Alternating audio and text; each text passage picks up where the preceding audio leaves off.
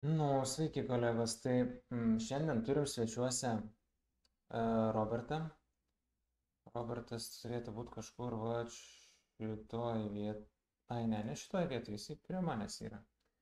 Jo, teisingai. Tai, kas nežinot, Robertas yra labai žinomas ir gerbiamas analitikas.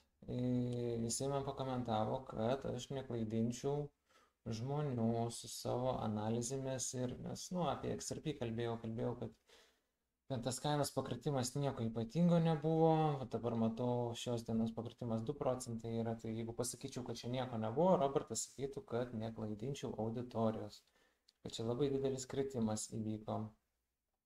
Tai va, bet mes paskutinį kartą apie tai kalbėjom ir gavau įvairių komentarų, kad čia nereiktų veltis, reiktų daugiau koncentruotis į darbus, techninę analizę ir visą kitą. Bet aš paskutinį dar video apie tai susuksiu, bet dabar tikiuosi paskutinį, nebent Robertas dar norės, kad dar susukčiau, norės pasilikti su mumis, gal karts nuo karto ir pasiliks. Ir įsijungsim jį, pasižiūrėsim, kad jisai realiai turėtų prižiūrėti mano treidus, kaip aš ką kalbu, kad neklaidinčiau auditorijos, tai gal ir pasiliksim jį, pažiūrėsim. Bet papasakosiu tą fenomeną tokį labai greitai, kiek galiu greičiau. Tai žodžiu, pradėjau komentuoti, kad čia neklaidinčiau, nedaryčiau, tai sakau, tai, nu, paaiškinau savo perspektyvą. Ištrynė visus komentarus jisai po to. Visus komentarus ištrynė. Ir tada man į telegramą parašė Robertas Kazlauskas. Taip pat šitas Robertas. Ir aš žiūriu, kad mes ten normaliai pabendravę buvom, aš kažkaip tuo metu nesusigaudžiau, mes ten normaliai buvom pabendravę ir jisai man buvo visokių prirašęs dalykų, kad per aplinkui ar apsiimčiau treidint už jį ir dar kelis žmonės ir kada pasidalintumėm pinigais, tipo, kad būtų labai rimtos sumos, jis per aplinkui bandė man užmest, kad man šitą idėją. Ir aš apsimečiau durnium ir sakau, tai įsivaizdavau, kad jisai pats tą nori daryti ir aš jam taip atrašinėjau, kad tai reikia žiūrėti labai atsakingai, reikia pasidomėti iš teisinės pusės ir kokios dalybos būtų ir kas būtų, jeigu tipo minusas ir visa kita. Bet viską numečiau ant jo, nes aš su tokiais dalykais neprasidedu, nenoriu prasidėti ir čia man. Ir man iš karto, kai man rašo tokius dalykus nepažįstamas žmogus, man labai šeidė. Tai va. Ir po to, kai aš paskelbiau šitą video, tą patį pirmą apie Robertą, kad Robertą komentatorių, analitiką, tai jisai parašė man į telegramą, kad aš ten toks ir anoks, ir kad iš manęs toks ir tas traderis, nors pats prašė manęs pagalbos, ir prašė manęs pagalbos ne tik su šituo jo projektu, bet prašė pagalbos dar ir, o tai ką tu manai apie Bitcoiną, apie XRP, nu žodžiu, klausinė manęs.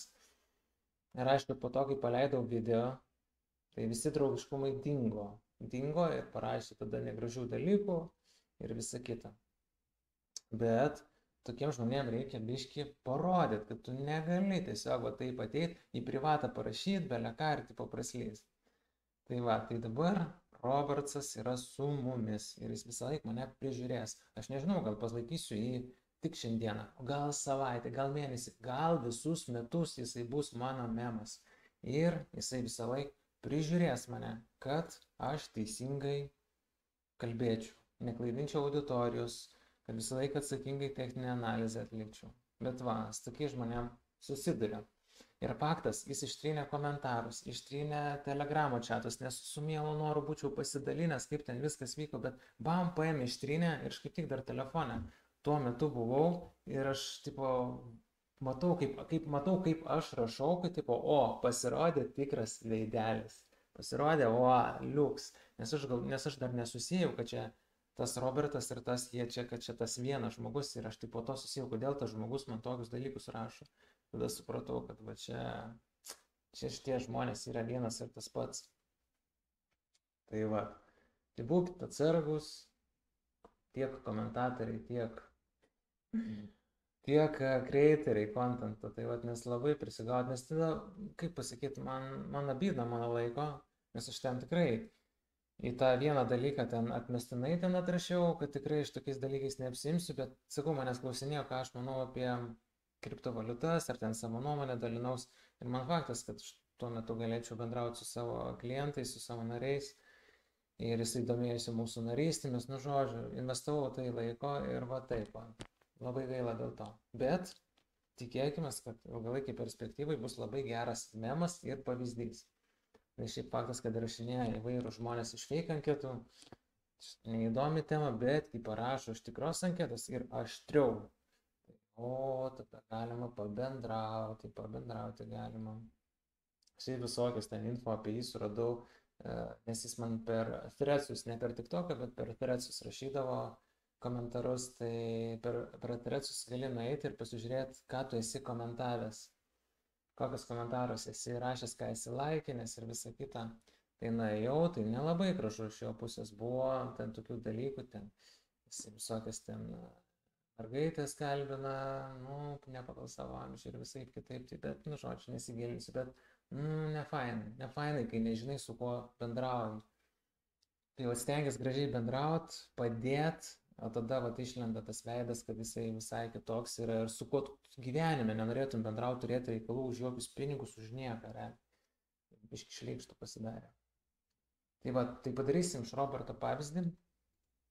Ir faktas, iš manęs padarysim pavyzdį, kad aš atlikčiau techninę analizę. Atsakingai bitkoiną žiūrėčiau. Savaitgalis nieko įdomaus nevyksta, tai galim nepergyventi labai.